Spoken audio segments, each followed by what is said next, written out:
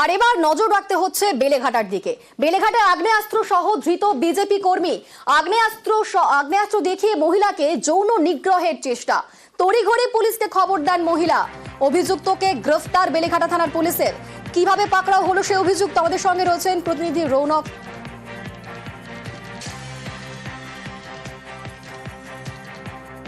অভিযুক্ত বিজেপি কর্মী এমনটাই কিন্তু অভিযোগ উঠছে।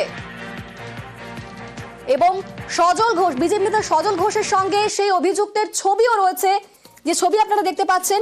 বিজেপি নেতা সজল ঘোষের সঙ্গে সেই অভিযুক্ত সমরজিৎ দত্ত, তার ছবিও রয়েছে। আমাদের সঙ্গে রয়েছেন প্রতিনিধি রৌনক। রৌনক, এই অভিযুক্ত অর্থাৎ সমরজিৎ দত্ত, সেই সমরজিৎ দত্ত সজল ঘোষ ঘনিষ্ঠ বলে কিন্তু দাবি উঠছে এবং আমরা ছবিও দেখতে পাচ্ছি তার সঙ্গে। একেবারে গতকাল তাকে গ্রেফতার করা হয় একজন মহিলাকে যৌন নিগ্রহের অভিযোগ, এবং যখন তাকে গ্রেফতার করে পুলিশ, দেখা যায় তার কোমর একেবারে পিস্তল গোজা ছিল এবং তার সমাজ মাধ্যমে বিজেপি কর্মী হিসেবে নিজেকে পরিচয় দিয়েছেন এবং সজল ঘোষের সঙ্গে তার ঘনিষ্ঠ ছবি রয়েছে। এবং সেই কথা কিন্তু উড়িয়ে দিচ্ছে না বিজেপি নেতা সজল ঘোষ। তিনিও বলছেন তিনি বিজেপি কর্মী এবং তার সঙ্গে সজল ঘোষের সম্পর্ক রয়েছে, দীর্ঘদিন ধরে তাকে চিনতেন। কিন্তু সজল ঘোষ যেটা জানাচ্ছেন যে তাকে হয়তো কোনোভাবে ফাঁসানো হয়েছে। ইতিমধ্যে এই গোটা বিষয়টি তদন্তে নেমেছে বেলেঘাটা থানার পুলিশ, যে একেবারে ভর সন্ধ্যেবেলা এরকম একটা এলাকায়, জনবহুল এলাকায় পিস্তল নিয়ে কি করে ঘুরে বেড়ায়। এবং শুধু তাই নয়, একজন মহিলাকে যৌন নিগ্রহের অভিযোগ করা হয়েছে এই অভিযুক্ত ব্যক্তির বিরুদ্ধে, এবং তার সঙ্গে বিজেপি নেতা সজল ঘোষের ঘনিষ্ঠ ছবি এবং সমাজ মাধ্যমে একাধিক জায়গায় নিজেকে বিজেপি কর্মী হিসেবে পরিচয় দিতে এই সমরজিৎ দত্ত। এবং সজল ঘোষ কিন্তু এই বিষয়টি উড়িয়ে দিচ্ছেন না, তিনিও স্বীকার করছেন যে সে বিজেপি করতে এবং তার সঙ্গে সম্পর্ক ছিল সজল ঘোষের। শুনবো সজল ঘোষ, তিনি এই বিষয়ে কি বলছেন, শুনুন। কে ধরিয়েছে ওকে? রাজু নস্কর। আসলে এই ছেলেটি মানসিক অবসাদে আছে, একদম বিজেপি, একদম ওর সঙ্গে আমার সম্পর্ক আছে। কিন্তু ওই অঞ্চলের কোনো মানুষ বলবে না ও কোনো মেয়ের প্রতি কোনো খারাপ কটূক্তি করার মতন ছেলে। আর বন্দুক তো অনেক দূরের ব্যাপার। ওখানে যদি বন্দুক নিয়ে ঘোরার মতন ছেলে থাকতো তাহলে রাজু নস্করের 100 কোটি টাকার প্রপার্টি হতো না। যে বন্দুক নিয়ে ঘোরার মতন ছেলে খুঁজছি, খুনের কেসের আসামি, সিপিএম জামানায়, ওকে এনআইএ ধরবে। আমরা সজল ঘোষের বক্তব্য শুনলাম, তিনি বলছেন যে ফাঁসানো হয়েছে এবং তৃণমূলের বিরুদ্ধেই অভিযোগ আনছেন সজল ঘোষ। তারই পাশাপাশি তিনি এও বলছেন যে এই যে অভিযুক্ত সমরজিৎ, তিনি তার মানসিক অবস্থা স্থিতিশীল নয়। বেলেঘাটে আগ্নেয়াস্ত্র সহ ধৃত বিজেপি কর্মী, আগ্নেয়াস্ত্র দেখিয়ে মহিলাকে যৌন নিগ্রহের চেষ্টা এবং তারপর তড়িঘড়ি পুলিশকে খবর দেন মহিলা। অভিযুক্তকে গ্রেফতার করে বেলেঘাটা থানার পুলিশ। আগ্নেয়াস্ত্র সহ গ্রেফতার সমরজিৎ দত্ত এবং এই সমরজিৎ বিজেপি নেতা সজল ঘোষ ঘনিষ্ঠ বলেই দাবি। যদিও সজল ঘোষ বলছেন যে ফাঁসানো হয়েছে তাকে। আমাদের সঙ্গে রয়েছেন প্রতিনিধি রৌনক। রৌনক, সজল ঘোষ তো বলছেন তাকে ফাঁসানো হয়েছে এবং তাছাড়া তিনি বলছেন যে এই যে যুবক অর্থাৎ সমরজিৎ, তার মানসিক অবস্থা স্থিতিশীল নয়। দেখো, একেবারে সজল ঘোষ বলছে যে তার মানসিক অবস্থা স্থিতিশীল নয়, এবং শুধু তাই নয়, বেলেঘাটার তৃণমূল নেতা রাজু লস্করের বিরুদ্ধে সজল ঘোষ অভিযোগ করছেন যে কোনো মতে তিনি ফাঁসিয়েছেন এই সমরজিৎ দত্তকে। কিন্তু নিজে সজল ঘোষ তাকে চিনতেন, এই বিষয়টি কিন্তু তিনি উড়িয়ে দিচ্ছেন না, এবং তিনি এটাও স্বীকার করছেন যে তিনি বিজেপির কর্মী ছিল। যদিও তার কথায় তিনি মানসিক অবসাদে ভুগছিল, সেই কারণে হয়তো এই ধরনের ঘটনা ঘটিয়েছেন। এবং আরো একটি বিষয় তিনি সামনে আনছেন যে নাকি তার জমি তার কবজা করা হয়েছিল, এরকম একটা অভিযোগ সজল ঘোষের কাছে এই সমরজিৎ দত্ত আগে জানিয়েছেন। এবং যেহেতু মানসিক অবস্থার ভুগছিল, সেই কারণে হয়তো এই ধরনের ঘটনা ঘটিয়ে থাকতে পারে। কিন্তু তিনি বলছেন কার্যত এই সমরজিৎ দত্তকে ফাঁসানো হয়েছে। যদি এই বিষয় নিয়ে কিন্তু এখনো পর্যন্ত রাজু নস্করের, যার বিরুদ্ধে তিনি অভিযোগ করছেন, তার কোনো প্রতিক্রিয়া পাওয়া যায়। বেশ, ধন্যবাদ রৌনক। আর সজল ঘোষ এরকম দাবি করছেন তাকে ফাঁসানো হয়েছে এবং তৃণমূলের বিরুদ্ধে অভিযোগ তুলছেন। পরবর্তীতে আমরা তৃণমূলের কি রিয়াকশন তা নেওয়ার চেষ্টা করব।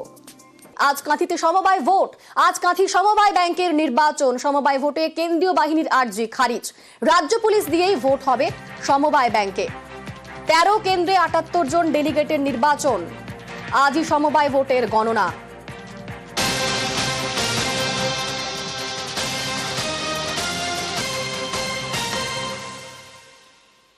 আমাদের সঙ্গে এই মুহূর্তে সরাসরি রয়েছেন প্রতিনিধি সুজিত। সুজিতের সঙ্গে কথা বলবো। সুজিত, 8 বছর পর এই নির্বাচন হচ্ছে, রাজ্য পুলিশ নির্বাচন হচ্ছে, এখনো পর্যন্ত কিরকম ছবি, নিরাপত্তা কিরকম রয়েছে? দেখো, ভোট শুরু হয়েছে 1 ঘন্টা আগে, এখন ঘড়িতে অনিন্দিতা 10টা বাজে। 1 ঘন্টায় ভোট একটু ঢিমে তালে শুরু হয়েছে এবং দেখা যাচ্ছে পুলিশের তৎপরতা রয়েছে। মূলত শাসক দল তৃণমূলের তৎপরতা বেশি, বিজেপিও রয়েছে। কিন্তু ইতিমধ্যেই 78 জন যে প্রার্থী, সেখানে 14 জন অর্থাৎ তৃণমূলের 14 জন প্রার্থী বিনা প্রতিদ্বন্দ্বিতায় জিতে গেছে। কিন্তু বাকি আসনে যে ভোট হচ্ছে 13টি ভোট কেন্দ্রে ভোট হচ্ছে একদম টান টান, যে নিরাপত্তা ব্যবস্থা রয়েছে এবং সেখানে 2টো পর্যন্ত ভোট যেখানে হবে সেখানে দেখা যাচ্ছে ধীরে ধীরে ভোটাররা আসছেন। যে ছবি দেখাচ্ছি অনিন্দিতা, সেখানে দেখবে পুলিশি যে ঘেরাটোপ সেখানে কিন্তু যথেষ্টই রয়েছে। ভোট চলছে রামনগর থেকে কাঁথি কিংবা খেজুরি থেকে ভগবানপুর, পটাশপুর, এগরা সহ মোট 13টি কেন্দ্রে এবং ভোট গণনা হবে। দুটোই যখন ভোট শেষ হবে তার আধ ঘন্টা বিরতি, তারপরেই ভোট গণনা শুরু হবে। অর্থাৎ কিনা আজকেই ভোটের ফলাফল, আজকেই ভোট চলছে এবং তারই মধ্যে শাসক তৃণমূল এবং বিজেপির মধ্যে চাপানুতরও কিন্তু চলছে। বেশ, ধন্যবাদ সুজিত। পুলিশের উপরে ভরসা নেই, সাধারণ জনগণের উপরে, ভোটারদের উপরে ভরসা আছে। কোনটাই কোঅপারেটিভ ব্যাংকে আমরা সেভাবে প্রিপারেশন নিতে পারিনি, আমরা অনভিজ্ঞ ছিলাম। তো এবারে আমরা প্রিপারেশন নিয়েই একদম টোটালি প্রস্তুতি নিয়েই আমরা মাঠে নেমেছি। 2টো ব্লকেই আমরা ওপাশে 2 নম্বর ব্লকে 5টা সিট আমরা জিতবো, এখানে 4টা সিটও আমরা জিতবো, কোনো কথা হবে না। মানুষ আমাদের সঙ্গে আছে, তাই তৃণমূল যদি গন্ডগোল করতে আসে পুলিশ তার ব্যবস্থা নিবে। আমাদের তরফ থেকে কোনো রকম গন্ডগোল কিচ্ছু হবে না। আমার বিধানসভা কেন্দ্রে 2টো জায়গায় ভোট হচ্ছে, এখন সংখ্যা খুব কম, তবে নির্বিঘ্নে ভোট চলছে, কোনো অসুবিধা নেই, কেউ কোনো ভয় দেখাচ্ছে না, আর কোনো আতঙ্কের কোনো কারণ নেই। এবং এগুলো সমস্ত মিথ্যে অজুহাত। ওরা বুঝতে পেরেছে যে বিরোধী পক্ষ এখানে প্রার্থী দিতে পারেনি, আর তাতে ভোটারদের আমরা ভয় দেখাতে যাবো কেন? ওদের পরাজয় সুনিশ্চিত, শুধুমাত্র নমিনেশন করতে হয়, করেছে, থানায় অভিযোগ করুক, আমরা ব্যবস্থা নেব। কে ভয় দেখাচ্ছে আমরাই ব্যবস্থা নিই। ভুট্টা চাষে লাভের মুখ, রাজ্য সরকারের প্রকল্পে পরীক্ষামূলক চাষ করা হয় আর ভুট্টা চাষ করে লাভ এগরার কৃষকদের। এগরার মহাবিশ্রা গ্রামে পরীক্ষামূলক ভুট্টা চাষ। আরো বিস্তারিত পঙ্কজ জানাতে পারবে। পঙ্কজ, এই যে ভুট্টা চাষ পরীক্ষামূলকভাবে চাষ করা হয় রাজ্য সরকারের প্রকল্পে, আর তাতে লাভের মুখ দেখলো কৃষকরা, স্বাভাবিকভাবেই তো তারা খুশি। একেবারে স্বাভাবিকভাবে খুশি এই কৃষকরা। তোমাকে জানে কি, এগুলা 1 নম্বর ব্লকের এই মহাবিশ্বা গ্রামের এই কৃষক, তিনি কিন্তু রাজ্য সরকারের যে আত্মা প্রকল্প রয়েছে সেই আত্মা প্রকল্পের মাধ্যমে প্রায় 25 ডিসমিল জায়গায় তিনি ভুট্টা চাষ করছেন। যেখানে তিনি গত বছর বাদাম চাষ করেছিলেন, বাদাম চাষে বহু ব্যয় হয়েছিল, তারপরে তিনি লাভ হতে পারেনি, লাভ দেখতে পারেনি। তারপরে কিন্তু যে সরকারি এই প্রকল্পের মাধ্যমে এই ভুট্টা চাষ করে তিনি লাভের মুখ দেখছেন, এমনটাই তিনি বলছেন। সেক্ষেত্রে তিনি জানাচ্ছেন এবং কৃষকদেরকেও বার্তা দিচ্ছেন যে এলাকায়, যে সমস্ত এলাকায় বাদাম চাষ বা ধান চাষ বা অন্যান্য সবজি চাষের পাশাপাশি যদি ভুট্টা চাষ করা হয় তাহলে অনেক লাভবান হবে কৃষকরা। এই ভুট্টা চাষের মধ্যে যেখানে সার ওষুধের প্রয়োগ অনেকটাই কম এবং রোগ প্রতিরোধ ক্ষমতাও বেশি, তার জন্য কিন্তু এই সমস্ত চাষে, এই যে ভুট্টা চাষে লাভবান হবেন কৃষকরা, এমনটাই তিনি বার্তাও দিয়েছেন। বেশ, ভুট্টা চাষে যে কম খরচে বেশি লাভ, সেই লাভজনক জায়গাতে পৌঁছানোর জন্য আমি এডিও সাহেবের পাশে পৌঁছেছিলাম, ওনাকে অনুরোধ করেছিলাম। উনি আমাকে কিছু কিছু ম্যাটেরিয়ালস দিয়ে এবং সাহায্য সহযোগিতা করে আমাকে আরও উদ্বুদ্ধ করেন। এই 25 ডিসমিল জায়গায় আমি গত বছর বাদাম চাষ করে মাত্র 5,000 টাকা লাভ করেছিলাম, এবছর আশা করি 25,000 টাকা লাভ করব।